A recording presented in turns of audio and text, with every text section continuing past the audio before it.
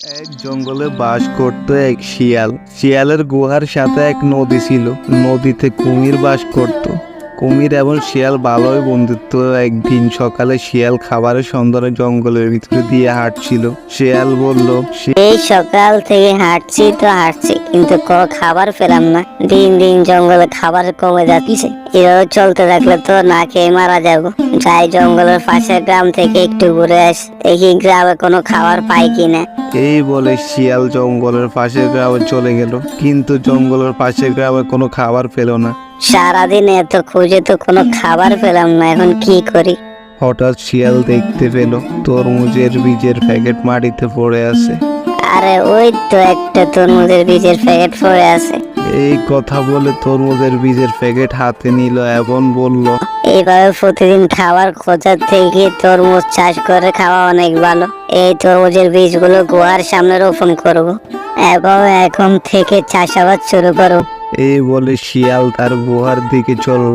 শিয়াল গুহার সামনে এসে দেখে নদী থেকে সেই কুমিরটা ডাঙ্গায় এসে বিশ্রাম নিচ্ছে। কুমির শিয়ালকে বলল, তোমার হাতে ওটা কি দেখছি? তুমি না খাবার খুঁজতে গেলে, তাহলে এটা আবার কি নিয়ে ফিরে আসলে? কই বাবা, তুমি তো খুব ভালো আছো। নদীতে খুব সুখে আছো। নদী থেকে মাছ ধরছো, খাচ্ছ আর ডাঙায় উঠে বিশ্রাম নিচ্ছ। আর আমি সকাল থেকে পুরো জঙ্গল খাবার খুঁজলাম, কোনো খাবারই পেলাম না। খুব কষ্টে আছি। এইভাবে খাবার না পেলে তো এমনিতে না খেয়ে মারা যাবো। জঙ্গলের পাশের গ্রামে গেলাম খাবার খুঁজতে, কিন্তু সেখানেও কোনো খাবার পেলাম না। গ্রামে হাঁটতে হাঁটতে দেখলাম তরমুজ বীজের প্যাকেটটা পড়ে আছে, তাই প্যাকেটটা নিয়ে আসলাম। আমি সিদ্ধান্ত নিলাম এখন থেকে আমার গুহার সামনে তরমুজ চাষ করব। আরে বাহ শিয়াল মামা, তুমি তো খুব ভালো সিদ্ধান্ত নিয়েছো। তরমুজ চাষ করলে তোমার আর খাবারের জন্য এদিক ওদিক খুঁজতে হবে না। পরের দিন থেকে শিয়াল তরমুজ চাষ শুরু করে দিল। শিয়াল মাটি করে জমি চাষযোগ্য করে তোলে। এরপর জমিতে বীজ লাগায়। জমিতে বীজ লাগানোর কয়েকদিন পরে জমিতে চারা গাছ উঠতে শুরু করে এবং কয়েক মাস পর তরমুজের ফুল এবং ফল আসে। অনেক বড় বড় তরমুজ হয়। শিয়াল তরমুজের ফলন দেখে খুবই খুশি হলো। একদিন শিয়াল খাবারের খোঁজে জঙ্গলের ভিতরে যায়। এক দুষ্ট বাঘ হাঁটতে হাঁটতে তার তরমুজের জমিতে আসে এবং বলে, আরে এই গভীর জঙ্গলে কে তরমুজ চাষ করলো? পাশে তো দেখি একটা গুহা আছে। গুহা তো শিয়ালের, যাই দেখি গুহার ভিতর শিয়াল আছে কিনা। বাঘ গুহার ভিতরে গেল শিয়াল আছে কিনা দেখার জন্য। আরে এই তো দেখি পুরো গুহা ফাঁকা, গুহার মধ্যে শিয়ালও নাই। তাই এই সুযোগ, শিয়ালের তরমুজ চুরি করে পাবে।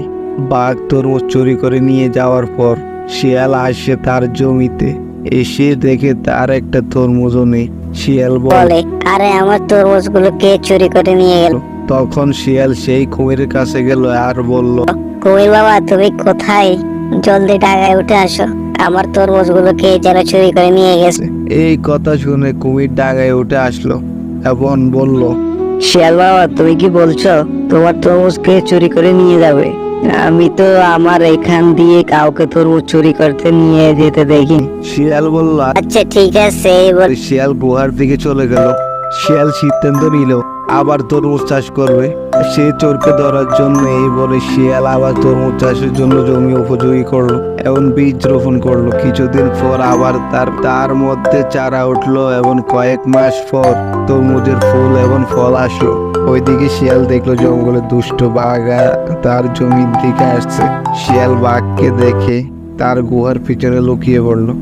এইদিকে দুষ্ট বাঘ এসে শিয়ালের গুহায় ঢুকলো। দেখলো শিয়াল নেই। তখন বাঘ বলল, যাক, আজকেও শিয়াল নেই।